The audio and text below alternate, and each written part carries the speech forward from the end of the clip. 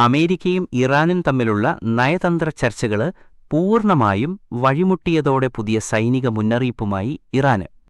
ശത്രുക്കള് ഏറെ ഭയപ്പെടുന്നതും അവർക്ക് ഹൃദയാഘാതം വരെ ഉണ്ടായേക്കാവുന്നതുമായ ഒരു പുതിയ ആയുധം ഇറാന് ഉടനെ പുറത്തിറക്കുമെന്ന് ഇറാന്റെ നാവിക കമാൻഡർ റിയർ അഡ്മിറൽ ഷെഹ്റാം ഇറാനി പറഞ്ഞു. ഇരു രാജ്യങ്ങളും തമ്മിലുള്ള സമാധാന ചർച്ചകൾ പരാജയപ്പെട്ടതിന് പിന്നാലെയാണ് അമേരിക്കയെയും ഇസ്രയേലിനെയും ലക്ഷ്യമിട്ടുള്ള ഇറാന്റെ ഈ താക്കീത്. ഇറാനെതിരായ ആക്രമണത്തിലൂടെ ചുരുങ്ങിയ ദിവസങ്ങൾക്കുള്ളിൽ വിജയം നേടാമെന്ന ശത്രുക്കളുടെ മോഹം അമ്പേ പരാജയപ്പെട്ടെന്ന് ഷെഹ്റാം ഇറാനി പരിഹസിച്ചു. 3 ദിവസം മുതൽ ഒരാഴ്ചയ്ക്കുള്ളിൽ ഇറാനെ കീഴടക്കാമെന്നായിരുന്നു അവർ കരുതിയത്. എന്നാൽ ആ അനുമാനം ഇന്ന് സൈനിക അക്കാദമികളിൽ ഒരു തമാശയായി മാറിയിരിക്കുകയാണ്. അദ്ദേഹം പറഞ്ഞു, പുതിയ ആയുധം ശത്രുക്കളുടെ തൊട്ടടുത്തു തന്നെയുണ്ടെന്നും അത് പ്രയോഗിക്കുമ്പോൾ അവർക്ക് ഹൃദയാഘാതമുണ്ടാകാതിരിക്കട്ടെയെന്ന് താൻ പ്രത്യാശിക്കുന്നുവെന്നും അദ്ദേഹം കൂട്ടിച്ചേർത്തു. ഫെബ്രുവരി 28 മുതൽ ആരംഭിച്ച സംഘർഷങ്ങളിൽ മേഖലയിലെ അമേരിക്കന് ഇസ്രയേൽ കേന്ദ്രങ്ങൾക്കെതിരെ ഇറാന് സൈന്യം 100-ലധികം തവണ തിരിച്ചടി നൽകിയതായി കമാൻഡർ ഷെഹ്റാം ഇറാനി അവകാശപ്പെട്ടു.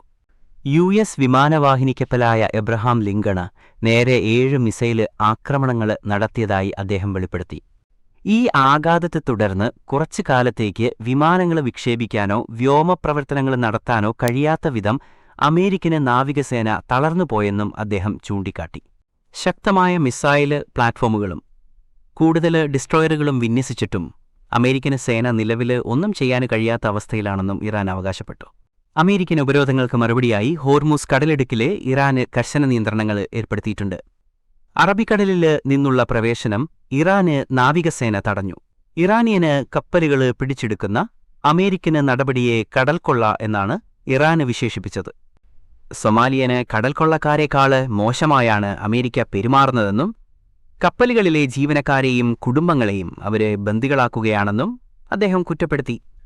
യുദ്ധം അവസാനിപ്പിക്കുന്നതിനായി ഇറാന് മുന്നോട്ടുവെച്ച നിർദ്ദേശങ്ങൾ ട്രംപ് തള്ളിയതായാണ് സൂചന. ഹോർമുസ് തുറന്ന് പ്രതിസന്ധി പരിഹരിക്കുന്നതടക്കമുള്ള നിർദ്ദേശങ്ങൾ ഇറാന് മുന്നോട്ടുവെച്ചെങ്കിലും ആണവ ചർച്ചകളിലേക്ക് കാര്യങ്ങളെത്തണമെന്ന നിലപാടിലാണ് ട്രംപ്.